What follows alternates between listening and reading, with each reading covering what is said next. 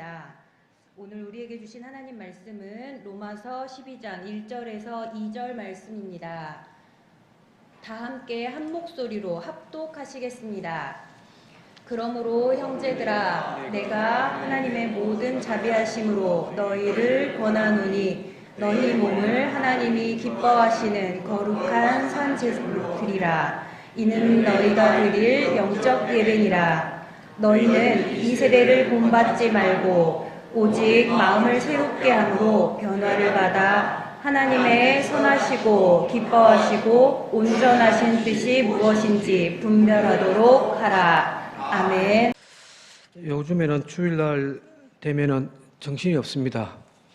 여기저기 쫓아다닌다고 바쁩니다만은 다르게 생각하면 교회가 다시금 조금씩 활력을 가진다라는 이야기겠죠.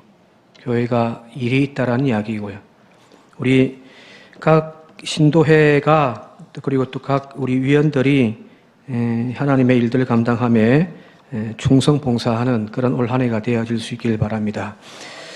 오늘 예배위원으로 위원회에 헌신 예배를 드립니다마는 어떤 목사님께서 산속 기도원을 찾아갔습니다. 그리고 그곳에서 정말 뜨겁게 기도하는 한 젊은 여인을 보게 되어집니다. 옛날에는 기도원 올라가서 기도할 때에는 그냥 기도 안 했잖아요, 그죠? 진짜 나무 뿌리 하나 뽑을 작정하고, 그죠? 실제로 진짜 나무 흔들면서 기도하시는 분들도 봤거든요. 그래서 진짜 부러뜨리는 분도 봤고요. 그렇게 옛날에 기도 많이 했잖아요. 아마 이분도 그렇게 기도하셨던 모양입니다. 그런데 바위 위에서 큰 소리로 이제 기도를 하는데, 아버지여, 온 세계가 주 앞으로 돌아올 수 있도록 선교사들을 많이 보내게 해 주십시오. 이렇게 막 기도를 하는 거예요. 큰 소리로. 그랬더니 그 소리가 이제 들었던 이 목사님이 할렐루야, 아멘. 화답해 주는 거예요. 같은 교회도 아니에요. 근데 워낙 크게 이제 부르짖으며 기도를 하니 그 소리에 이 목사님도 정말 진심으로 아멘 하면서 기도를 했습니다. 그런데 여기까지는 다 좋았는데 이 젊은 여인이 기도를 마치고 돌아갈 때가 문제가 생겼습니다. 왜 그러냐면 이 젊은 아마 30대쯤 되니까 아마 여집사겠죠.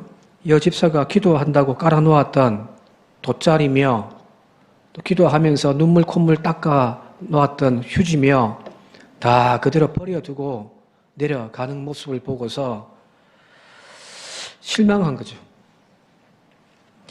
이 부인에게서 지금 급한 것은 세계 선교가 아니라 자기 자신의 주변 정리하는 것부터가 아닌가 목사님이 그렇게 생각을 했다고 합니다.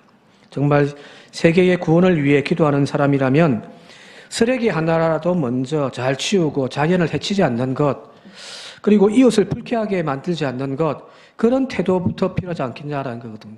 그죠?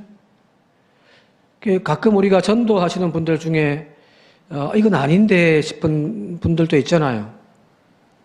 특히 이제 서울에 올라가면은 지하철에서 요즘도 가끔 보면은 그런 분도 아직 있더라고요. 막 고래고래 가음을 지르고 사람들에게 무례함을 주면서 예수 믿으라고 불신지옥 예수 천당이라고 외치는 사람들도 있단 말이에요.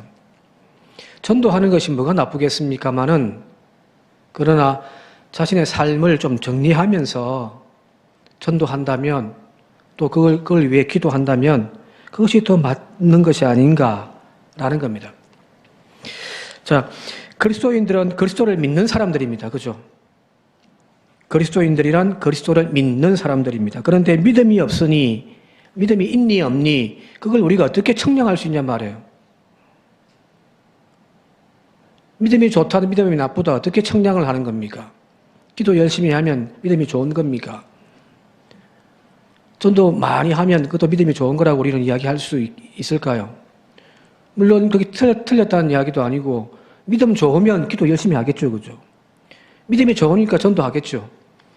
자, 믿음은 보이지를 않는 것이기 때문에 그 믿음만, 그러니까 겉으로 드러나는 것들을 잠시 좀 제껴놓고 그 믿음이 진짜인지 가짜인지, 그 믿음이 사실인지 아닌지를 알 수 있는 가장 큰 좋은 비결은 뭐냐면 믿음은 바로 삶의 영역입니다. 믿는 자의 삶이 곧 믿음이라는 거거든요. 삶이 곧 믿음입니다. 보이지 않는 그 믿음이라는 것이 보이는 것으로 환원되어질 때에 어떻게 나타나냐면 삶으로 드러나는 겁니다. 믿는 자의 삶, 그것이 바로 참 예배라고 오늘 성경 본문에서 바울은 우리에게 이야기를 해주고 있는 거거든요. 오늘 12장 1절을 같이 다시 한번 읽어보도록 할게요. 12장 1절입니다. 시작. 그러므로 형제들아 내가 하나님의 모든 자비하심으로 너희를 권하노니 너희 몸을 하나님이 기뻐하시는 거룩한 산제물로 드리라. 이는 너희가 드릴 영적 예배니라 하는 겁니다. 여기서 말하는 몸, 너희의 몸을 하나님이 기뻐하시는 거룩한 산제물로 드려라. 이것이 영적 예배다라는 거잖아요. 즉 몸이 곧 예배라는 겁니다. 이때 말하는 몸은 우리가 생각하는 이런 몸뚱아리가 아니에요. 이런 몸뚱아리는 헬라어로 사르크라고 하는 그 단어가 따로 있단 말이에요. 막 육적인 몸뚱아리, 이거는 사르크라고 하는 헬라어가 따로 있습니다. 근데 여기서는 소마라고 되어 있단 말이에요. 이 소마로서의 몸이란 다른 것이 아닙니다. 삶임, 삶. 살아가는 것. 자, 이런 가만히 생각해 보십시오. 여기 지금 거룩한 산 제물로 드리라고 하고 그것이 영적 예배라고 이야기를 하는데, 구약에서의 제사, 구약에서의 예배는 제사였죠. 그죠? 자신이 죄를 지었던 죄인이 속죄 안 받고 하나님 앞에 감사하는 의미를 드리기 위하여 나 대신하여 희생양이나 희생제물을 드림을 통하여 죽임을 통하여서 나의 죄를 속죄함 받는 그것이 바로 구약의 예배였습니다. 그래서 구약의 예배는 제사고 그 제사는 죽임이므로. 그런데 신약으로 넘어오면 그 예배란 이런 제사의 형식을 따르지 않잖아요. 그죠? 유대인들이 바벨론 포로로 잡혀간 이후로 이제 예배 형식이 조금씩 바뀌어져 가거든요.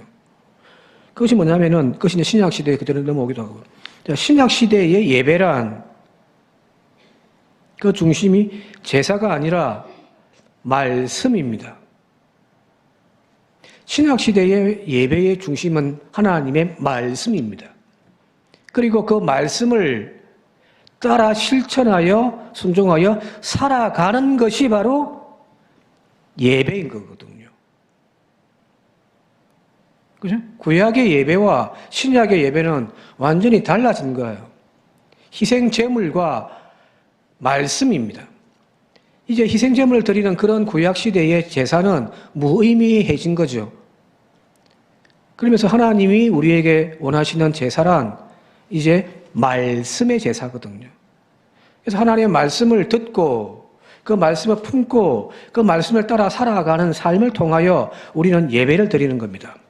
주일날 1시간 이 자리에 나와서 우리가 주님 앞에 찬송 부르고 말씀 듣고 나가는 이것만이 예배가 아니라 이 시간에 주어진 하나님의 말씀을 품고서 한 주간 동안 그 말씀대로 살아가는 그 삶이 곧 우리에게는 여기서 말하는 산제물이 되어지는 예배가 되어지는 거거든요.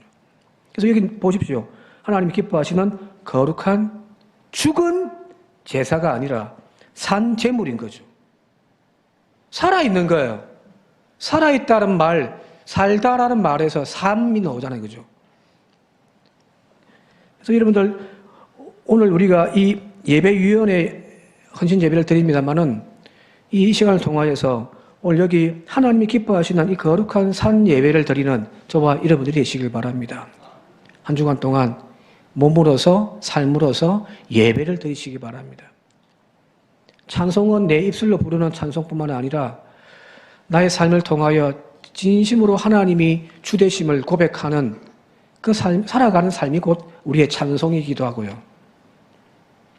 주님의 나의 구주이십니다. 주님의 나의 가정의 주인이십니다. 그걸 인정하며 살아가는 삶이 곧 우리 가정에서 드리는 예배인 거거든요.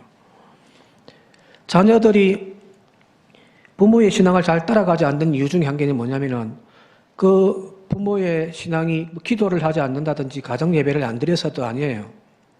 집에서 앉혀놓고 자식도 앉혀놓고 예배는 드리지만 문제는 그 예배 이후에 부모의 삶이 존경스럽지 못할 때 자식들은 그 부모의 신앙을 따라가지 않습니다. 가정에서의 진정한 예배란 물론 온 가족이 함께 모여 앉아가지고 아침 저녁으로 함께 찬송 부르고 기도하고 말씀을 나누는 그런 예배도 필요하죠. 요즘에 그런 예배들이 점점 사라져가고 있으니까요.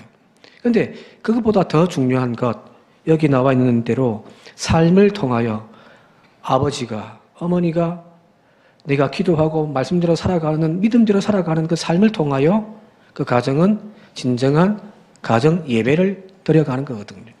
자식들은 그 속에서 믿음이 커가는 거고요. 오늘 저와 여러분들이 바로 이 산 제물을 드리는 영적 예배를 드리는 저와 여러분들이 되시기를 바랍니다. 근데 중요한 것은 이제 본문에 보게 되어지니까 하나님이 기뻐하시는 산 제물인 거죠. 그죠? 삶을 통하여 우리가 이제 예배를 드리는데 근데 그 삶 자체가 중요한 건 앞부분에 하나님이 기뻐하시는입니다.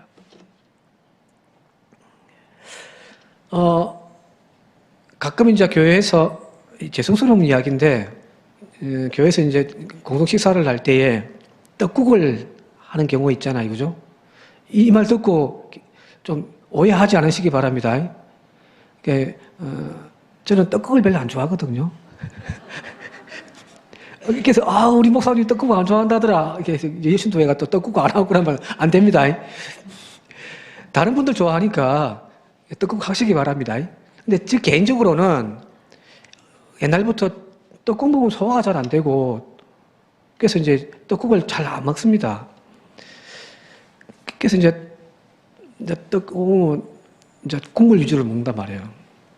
근데 이제 하루는 어떤 퍼주신 우리 교회 이야기는 아니고 퍼주셔가지고 이제 떡이 이만큼 있어가지고 이걸 안 먹을 수도 없잖아요, 그죠? 교인들이 주면은 이건 또 목사들은 다 먹어야 된단 말이에요. 목사들이 뚱뚱한 거는 목사들이 좋은 거 먹고 살아서가 아니고 여러분들이 그렇게 대지를 만들어 놓은 겁니다.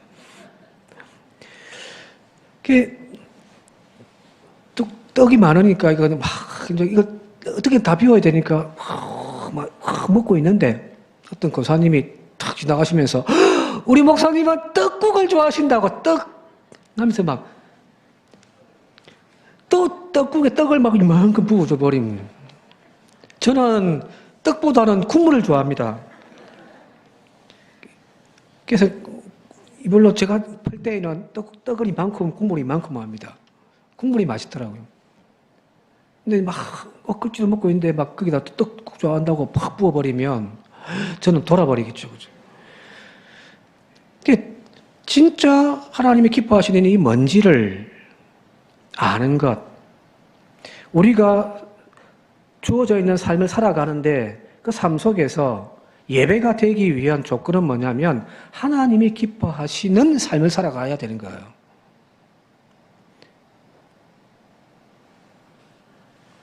자, 그럼 구체적으로 하나님이 기뻐하시는 삶이 뭔가를 이제 2절에서 이야기를 하는데 2절 같이 한번 읽어보도록 할까요? 2절 같이 읽겠습니다. 시작.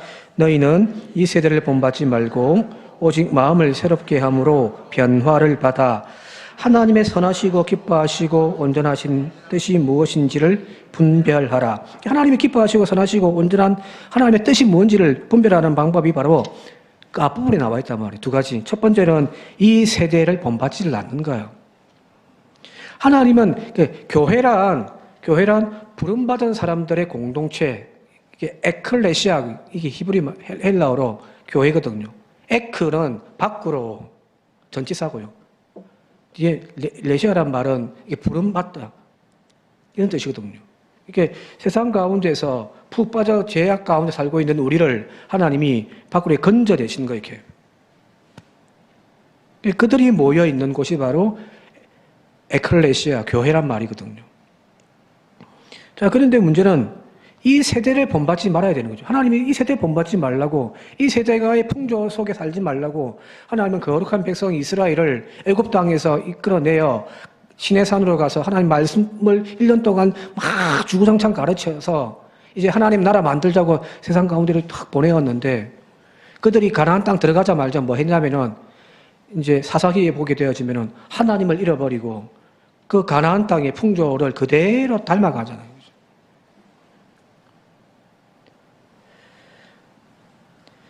이 시대의 풍조를 본받지 않는 저와 여러분들이 되시길 바랍니다. 우리의 삶의 기준이 달라져야 되는 거예요. 어떤 두 장사꾼들이 싸우는 것을 보고서 한 베두인이 그 두 상인을 자기 집 불러가지고 이제 먹을 것을 쫙 베풀어 주면서 한 이야기가 있습니다. 뭐라고 이야기하냐면 자기의 경험담을 이야기하는 거예요. 저 역시 한때는 보석상이었는데 어느 날 사막에서 큰 돌풍을 만났습니다. 나와 동료들은 이리저리 휩쓸려 다니다가 결국은 뿔뿔이 흩어지고 말았고 나는 혼자 떨어져 고립되어 어디가 어딘지를 모른 채 서 있었습니다. 하루 이틀 시간은 지났는데 내가 지금 어디 있는지조차 알 수가 없었고 나는 죽음에 대한 공포에 사로잡히고 말았습니다. 마실 물이나 먹을 것이 남아있는지 나는 찾기 위하여 모든 짐을 수백 번도 다 뒤져봤습니다. 이제 하루 이틀 3일 지나면서 이제 먹을 것이 다 떨어진, 물도 없고. 그래서 먹을 것이 혹시 있는가 싶어가지고, 장사치니까 자기의 모든 짐들을 다 끄집은. 그러다가 마침내 작은 주머니 하나를 발견했습니다. 그때 제 기분을 한번 상상해 보십시오. 나는 떨리는 손으로 주머니를 열어보았습니다. 그런데 거기에는 진주가 가득해 있었습니다. 두 분은 그때의 저의 마음을 이해하시겠습니까? 라고 이렇게 이야기를 한 거예요. 여러분들은 이해되십니까? 자, 기뻤을까요? 실망스러웠을까요?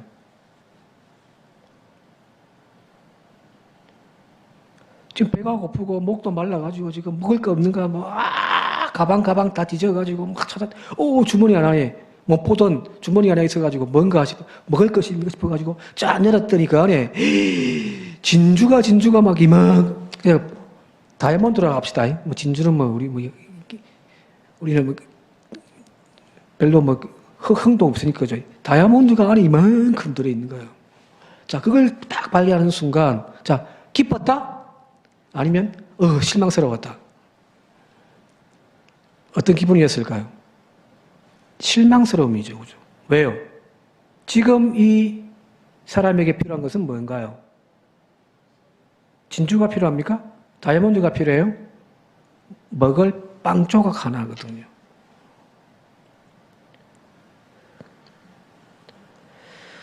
그 상황에서 진주가 가득 차 있다고 해서 기뻐 날뛰고 좋아할 사람은 없을 거예요. 그죠?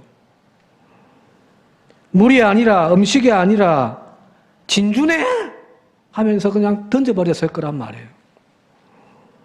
평소에야 진주가 값진 보석이고 누구라도 그것을 자랑하고 소유하고자 몸부림치겠지만 지금 조난당하여 생명이 왔다 갔다 하고 있는 그 시점에 이 진주는 그냥 돌멩이, 작은 돌멩이와 다를 바가 없는 거죠.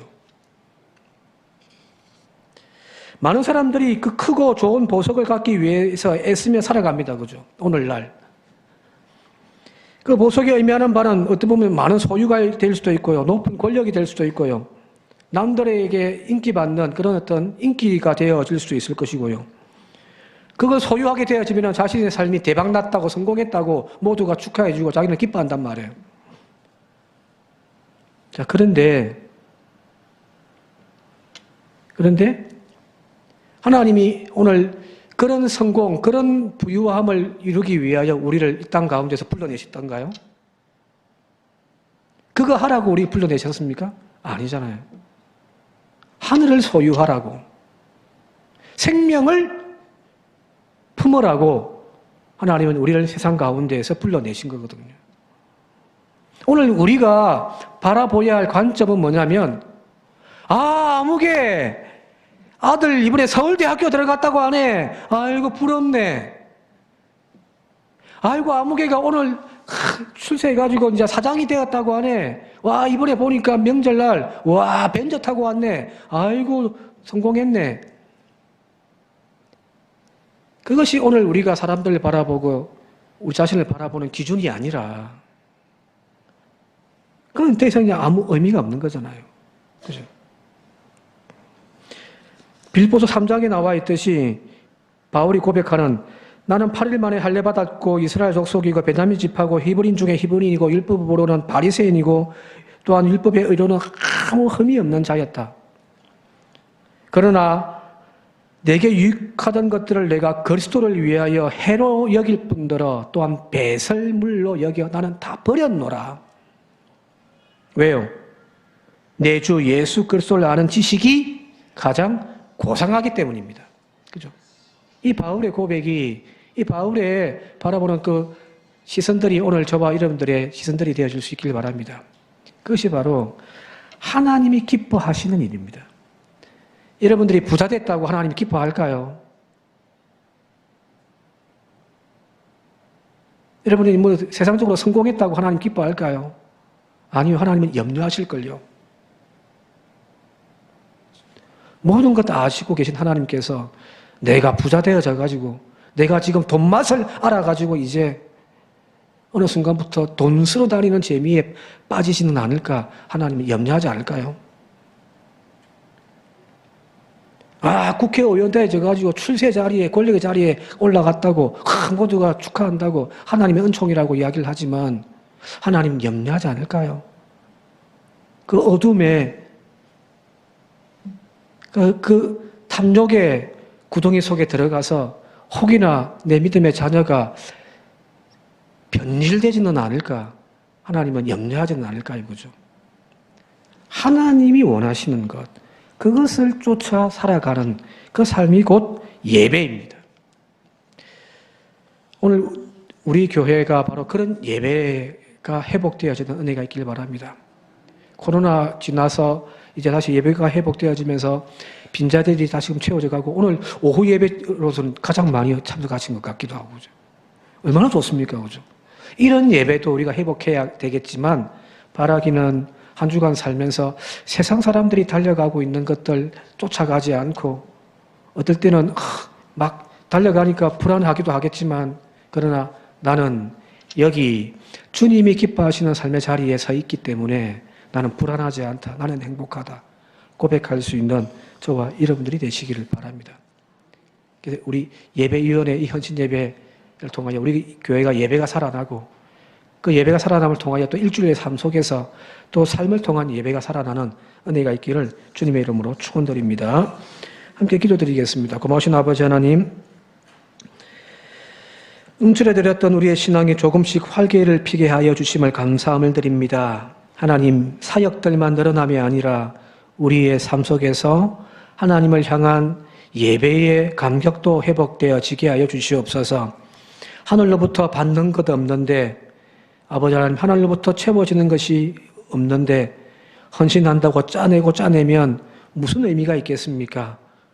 우리 교회가 먼저 예배가 회복되어져 말씀 속에서 찬양 속에서 아버지 하나님 하늘의 신령한 것들을 채울 수 있는 그런 은혜가 있게 하여 주셔서 각자의 삶의 자리에서 또한 교회의 사역의 자리에서 충성봉사하고도 지치지 않는 그런 교회, 그런 믿음 되어지도록 축복하여 주시옵소서.